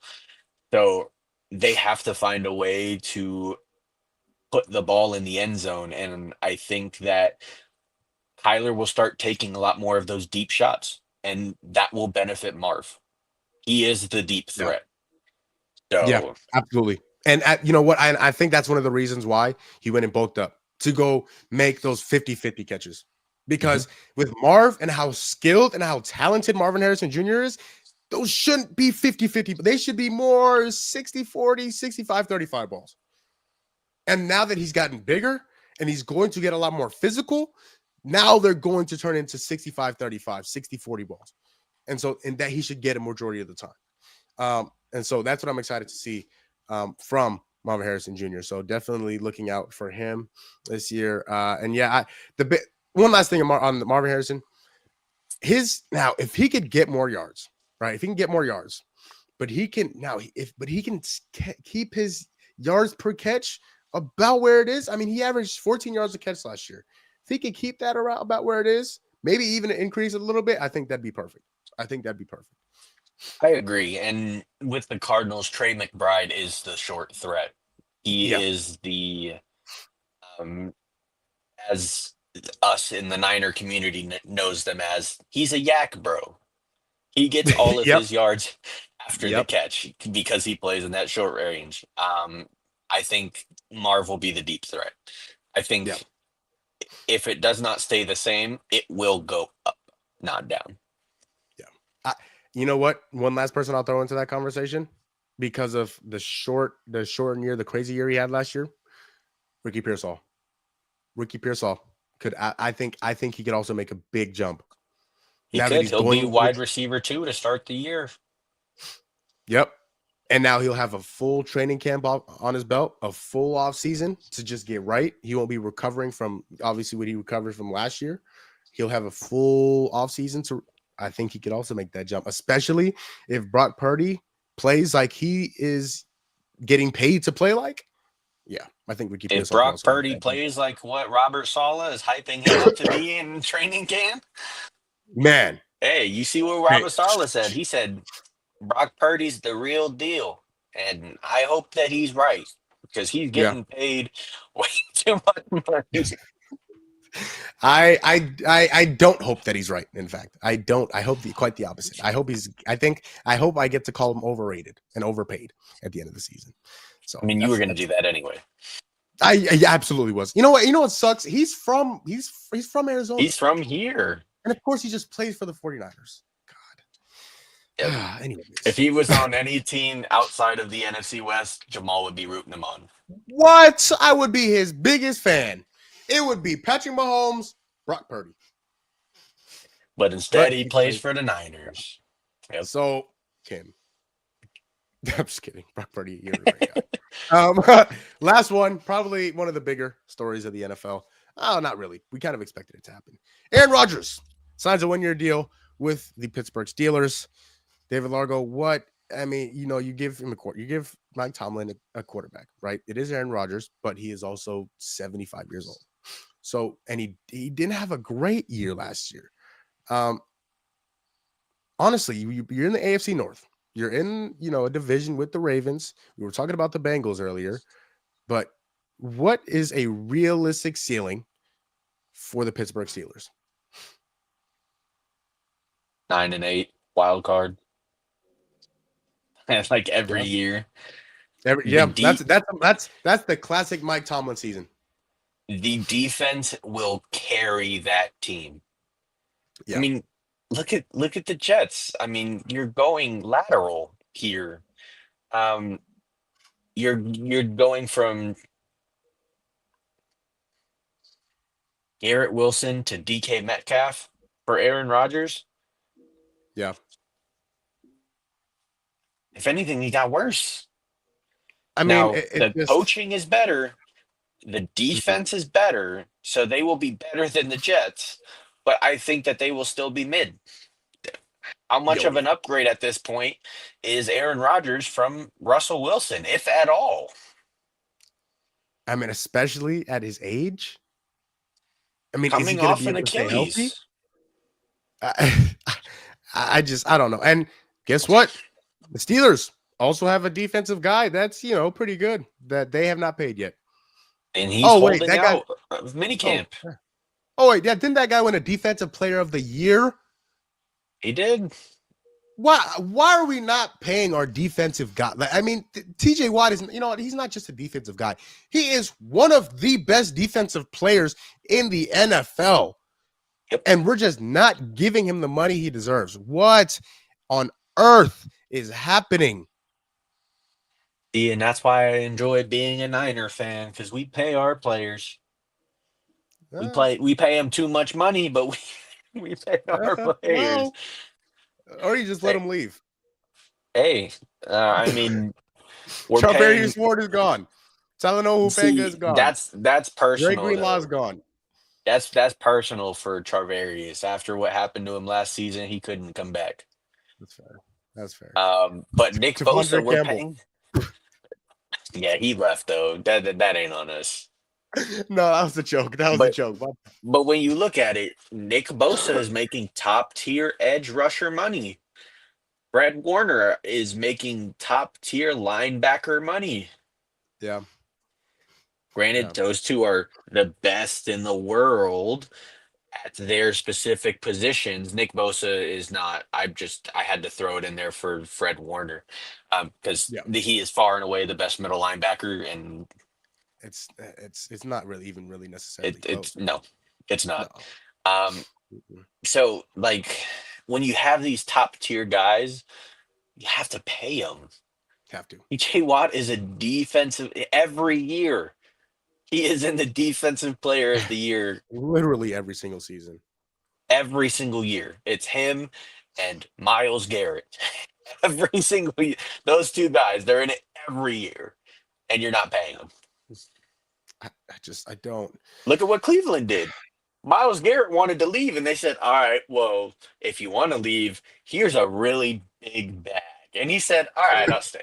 And that is what, and you want to talk about bad organizations? Cleveland is at the near the top of that list. Yeah. And because he got paid, he wanted to stay. They were on a speed run too. They traded for Deshaun Watson. And not only granted, coming off of Houston, Deshaun Watson was that guy. He was a top 5 quarterback. Get it twisted.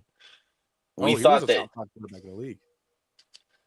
When we talk about the top 4, Deshaun Watson would have been the 5th guy. Absolutely. I would have argued even earlier than that. That he was that good. I mean, 5,000 yards. But stuff happened. Yeah. Not only has he been bad, but he's also gotten hurt. Yeah. You fully guaranteed his contract. Patrick Mahomes' contract is not even fully guaranteed. Yep. Goodness gracious. But I mean, when you think about it, people just got to pay the defense. Michael Parsons, another edge guy. He's holding out. Yeah.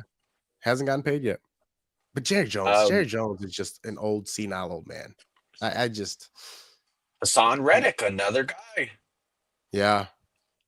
Yeah, Marshawn Lattimore. Like these defensive guys are holding out. See, Marshawn Lattimore though, I would kind of be slow to pay him too. He's older. He didn't play very well in the playoffs last year. He's injury prone. That guy I'd be a little shaky to pay. The other guys you mentioned, not even a question. Give them money. They've earned it. And they're going to continue to earn it. You want to know another guy who's sitting out that deserves to be paid after last year is Terry McLaurin. Washington. Yeah. If you're paying Debo, why are you not paying Terry McLaurin? I mean, Debo might have a bigger gut than I do.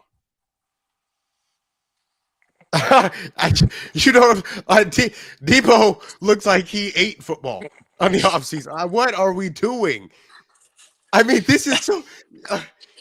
What are we doing? Debo Samuel looks big, and I'm talking about horizontally big. What is happening? This guy used to be one of the best receivers in the game. Now it takes him 20 minutes to make a cut. Oh man. Yeah. Another guy that I wanted to point out, because why is Terry McLaurin not getting paid? That's another good one. He's been good for his entire career, and he had his best year of his career when he actually got a quarterback last year. He had a career best 13 touchdowns. Mind you, that is more than the last 3 years combined. He had 13. And he gave him a competent. David, he had something that he didn't have, the rest of his career. It's Dan Quinn. Oh, Dan Quinn. Shut the. No, actually, he might have had he probably did have an impact on that. But I mean, he had a quarterback. He did. Yeah, Jane Daniels was one of the best quarterbacks in the league last year. Hence the reason why Terry McLaurin had his career year. What are we doing? Yeah, I don't know. Some of these NFL teams are wild to me, but what do I know? Let's go, David. Let's go be the GMs for. Actually, you know what? I kind of like what Monty's doing. So I also kind of like what Mr. Lynch is doing over there in Yeah, San John Lynch. Francisco. So He's doing pretty good. You know, let's go take over the Bears, the Browns, and the Bengals. yeah. You can have the Bengals though. You can deal with all that over there. You know what? You know what's funny? I was actually going to say, yeah, you can have the Browns. I'll take the Browns. Yep, I'll take the Bengals. Browns. Yeah, I just gotta, pay the guy on defense. You have got to go find a quarterback and decide if the What do 17 you quarterbacks. mean? I got Shador. You got Shador, Dylan Gabriel, Joe Flacco, Deshaun Watson. Yeah, I got some guys over there that could maybe possibly hoop. Maybe. Hmm. Well, none of those guys are Joe Burrow, so I'll take the Bengals. You got it. No more Nick Chubb. Yeah, Yeah. I rock the Browns. Quinshaw Judkins, the Ohio State Buckeye. Who will be returning as 2026 national champions, might I add? Jeremiah Smith, the best player in college football. Anyways, that's going to close out tonight's show, everybody. It's going to be Alabama. Who? Oh, Alabama. They're back there. They're watching us. They're watching us succeed. Alabama couldn't hold the candle to the Buckeyes right now. Just saying. No, Nick Saban's gone. It's over. Kalen DeBoer. Dunzo. That's going to close out this show, everybody. Thank you all for watching. Shout out to Gucci for being in the comments all night. And David Largo. This has been fun. A good show. This was a great show. Obviously, Tone is dealing with some adult stuff right now. Kev, well, who knows what Kev's doing. Yeah, But he might not even be home still. yeah, Kev is somewhere doing, probably bad stuff. Probably some very bad stuff. Yeah, that's a great point. But David Largo, huge shout out to you. Thank you for joining me tonight. And for everybody who tuned in and is tuning in after the live is done, thank you all for watching. And if nobody else is going to tell you, I'll tell you. David Largo will tell you. Tone will tell you usually when he's here, but again, he's got some stuff going on, so it's okay. He could be a real Grinch sometimes. I don't know. Who Tone? Yeah, Yeah. It's so Jason Tatum stuff. I'm glad he's. Obviously, you never pray for anybody's downfall, but we won't have. I'm kind of glad we won't have to hear about Jason Tatum for a while. Yeah. You know what we will hear about? The Suns. Well, it was a good show. Because them KD trade rumors are heating up. Yeah, they're heat now. They're cooking. They're boiling the water right now. They're about to put in the pasta. There are rumors that he could be traded by next week, David Largo. Next week. Draft day. Get some capital. We're gonna see. We're gonna see what my boys do. Or not my boys. I don't know. The Phoenix Suns. My boys are the Oklahoma City Thunder or the Indiana Pacers. I haven't not decided yet. Shout out to Devin Booker. Shout out Devin Book. Shout out D Book. Shout out to D Book for caring for the kids. I know y'all seen them videos online. Great guy.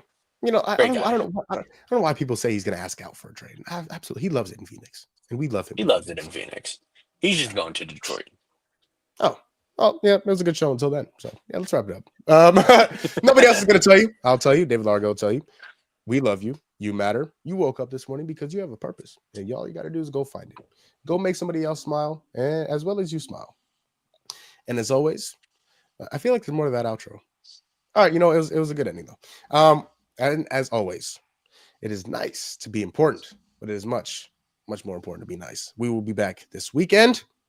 We'll see you all later. Good night. I love you. David Largo, my boy. Thank you, brother. Deuces.